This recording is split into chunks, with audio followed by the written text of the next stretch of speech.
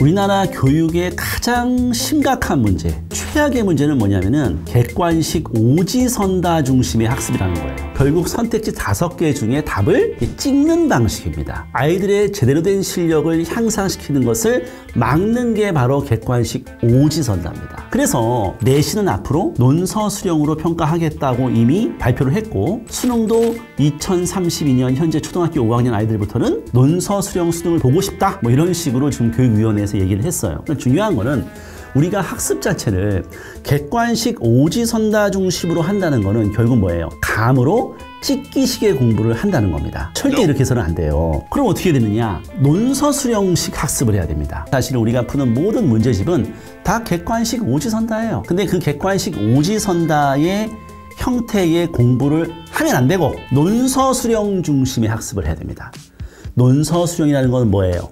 우리가 글을 정확하게 읽어야 되고 문제의 선택지 하나하나를 완벽하게 이해하고 근거를 제시할 수 있는 게 바로 논서 수령이에요. 그러니까 우리가 학습을 할 때도 논서 수령식으로 해야지 객관식 오지선다를 찍는 방식으로 공부하는 거는 완전히 망하는 방법이에요. 수학은 오지선다지만 사실은 논서 수령입니다. 풀이 과정을 완벽하게 제시해야 되는 거예요. 수업 시간에 배운 풀이 과정을 집에 가서도 학생들이 그대로 따라하면서 논서 수령 학습을 하는 게 수학이고, 근데 국어는 학교에 선생님이 칠판에다가 논서 수령식으로 수업을 해줘도 집에 가서 오지선다 찍기식의 공부를 하기 때문에 문제가 되는 거예요. 답 하나를 찍기 바쁘기 때문에 실력이 늘지 않는 거죠. 그러면 논서 수령 학습을 어떻게 해야 되느냐? 모든 문제집의 형태가 객관식 오지선다인데 이거를 내가 어떻게 논서 수령으로 학습을 할 수 있냐 이거예요. 보통 국어가 지문과 문제가 있죠. 이거를 지문 분석과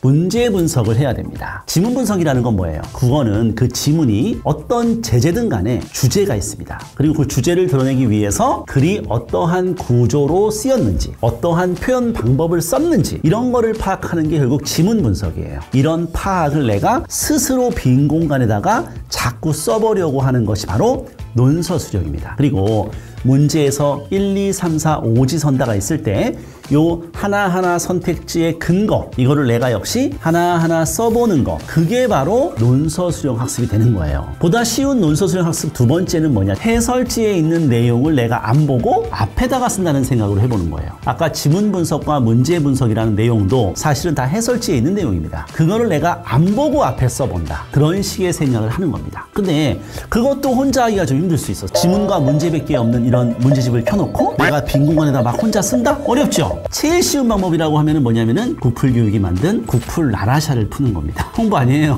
국풀나라샤는 결국은 논서 수령 학습을 하기 위해서 만든 학습지예요. 그래서 국풀나라샤 학습을 하는 것이 도움이 된다. 어쨌든 국풀나라샤를 안 한다고 하더라도 중요한 거는 객관식으로 그냥 오지선다 문제를 풀고 해설지를 보는 방식의 공부는 절대 해서는 안 돼요. 우리가 해설지를 줄줄줄 읽는 것은 아무 도움이 되지 않습니다. 단순히 답을 찍고 해설지를 본다, 이게 최악의 공부 방법이에요.